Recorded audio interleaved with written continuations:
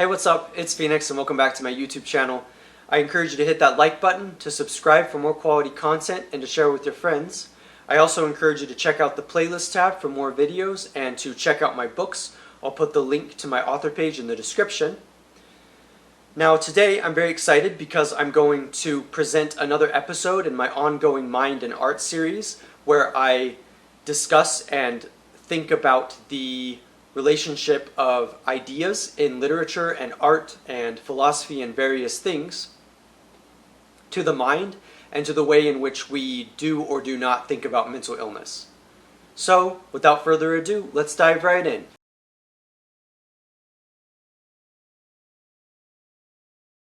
Today, I'm going to talk about the works of R.D. Laing and his ideas. And so there are a few books that I've been reading throughout the years by R.D. Laing. The first one is called The Politics of Experience, which is about mental illness and which I find to be very interesting. There's also a book you could describe as poetry or mini plays called Knots, and this is an interesting book as well. And then a book that I read recently that was recommended, I believe, by the user Sisyphus55 and his video on the divided self, which I was very excited to read. And so you might be wondering, what kind of ideas does Laing present? And I think that this is definitely a very valid question. One of the ways in which I've thought of Laing is in terms of thinking about theory of mind, our psychology and the way we're primed towards other people, the way in which we do or do not respond to other people. And one of the ways that we could understand a theory of mind is by thinking of empathy. And so a statement that I have extrapolated from R.D. Laing's work, particularly Knots, is the idea that I suffer because you suffer. And in this way, we are all tangled up. And so if a person is suffering from mental illness, it seems as though that person is suffering, and because they are experiencing these things, onlookers and people who are watching or experiencing it with this person also experience their own kind of sadness or sorrow in terms of thinking about suffering. Basically, it's a way in which you would describe that these people are feeling suffering too. People that maybe don't have mental illness, but that imagine what it's like through theory of mind, through thinking from an empathetic perspective of what mental illness is like for someone else. And because of that, my mental illness is your mental illness. I will acknowledge I'm not sure how much of that was actually Laing's intention to express, but it's always stuck with me throughout the years, and I find that to be very, very interesting as a way of thinking about human suffering, which may come from something like mental illness, although from also a variety of things. So my life is tangled up in your life, my mind is tangled up because of your mind, and there's a way in which we are actually very interconnected, even if I myself or you are not experiencing mental illness directly. So it seems the whole point of me extrapolating something like this is to acknowledge that definitely R.D. Laing wants more compassion for the subjective experience of something like schizophrenia or mental illness at large. And this is a very interesting idea. Laing, in his books then, seems to be investigating what it is like to have mental illness. And while I don't want to assume exactly what R.D. Laing was going through in his own life, it might be fair to say that he suffered from something. I don't know exactly what it would have been, but he had his own mental health issues, and therefore he was kind of like Michel Foucault and other thinkers who write about mental illness and the mind and society, that it is all connected, it is all interrelated, and there is a very real way in which Laing was trying to understand himself. He was trying to understand his own mind by thinking about these case studies and these ideas that he expresses in his literature. And speaking of case studies, in the book The Divided Self, as I had shown earlier, it is definitely clear that R.D. Laing wanted to express what it is like to have mental illness by using case studies and by documenting it. And I would say that by reading The Divided Self, I was able to get an interesting account of what it is like to have schizophrenia. I have schizoaffective, which is schizophrenia and bipolar, so I already understood it to a large degree. But I think if someone was reading the book for the first time, they might, and doesn't have any kind of mental illness or something related, that it would paint a really interesting and vivid picture of what it is like to experience it. And so these case studies are definitely a real way in which R.D. Laing is able to express what it is like to have mental illness. Now, one of the main themes in The Divided Self is definitely the idea that when you suffer from schizophrenia, you are in some senses separate from yourself. And I think that this is one of the places where R.D. Laing's ideas and his compassion for people with mental illness, including compassion for himself, really shines, because he's describing how you separate from yourself, and the experience of schizophrenia is separate from yourself, basically.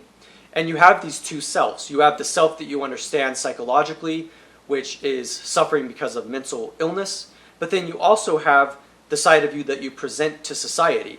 And in this book, Divided Self, there is definitely a way in which this, you could describe cleavage between yourself and the self that you present. A similar idea would be the idea of double consciousness, which you can find in work by sociologists such as W.E. Du Bois, is basically along this line. You have to perceive yourself in the way that other people perceive you. And I think the reason why this is such an interesting and fascinating and important contribution to thinking about mental illness and thinking about the way in which people experience it is because we don't really know the private battles that people with something like schizophrenia or other mental disorders are living with.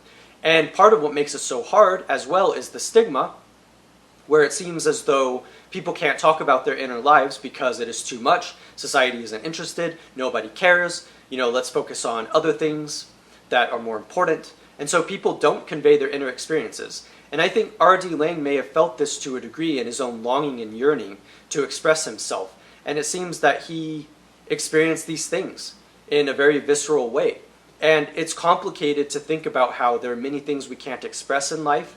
There are many things that we can't express to others, and how we do put on this front and separate from our true self because we feel like we have to. And the interesting thing about these depictions in these case studies in The Divided Self is that R.D. Laing seems to be describing mental illness as being something that almost happens by itself, the kind of split from yourself and from the self that you present to society. And that seems to happen unconsciously and out of your control, and that is exactly what leads to the internal conflict and why you feel that you are misunderstood, why you feel as though people don't understand what you are saying and that they don't care. And so that is a very real thing to consider. Now, from what I know about R.D. Laing and from reading his books, he was anti-clinical. Of course, I myself don't know how I see such a viewpoint, though I understand the reasoning, in that I do think that hospitals probably are necessary. I know that in my own life, even though there were a lot of problems with the hospitals that I was in, it seems that they were able to help me nonetheless get control of my mental health. And I think that that is really valuable. I think that that's really important that I was able to do that. That said, there are a lot of problems, and especially as an example in the time that Laing was writing, there was definitely a lot less empathy, a lot less understanding. People with schizophrenia were sometimes left to fend for themselves, and there was a real way in which people were very hard and harsh on people with mental illness. They didn't understand it, and so R.D. Laing is reacting, whether he likes it or not, from a political perspective and context, because he wants there to be more compassion for people with mental illness. He wants people to be able to talk about their struggles, and for schizophrenia and these various mental disorders to not be stigmatized, and for people to be able to talk about them. And so the anti-clinical approach makes sense. The idea of anti-psychiatry, the idea that there are better ways that we can convey these things than in the kind of sterile lab that we find ourselves in whenever we have mental illness and struggle with these various things.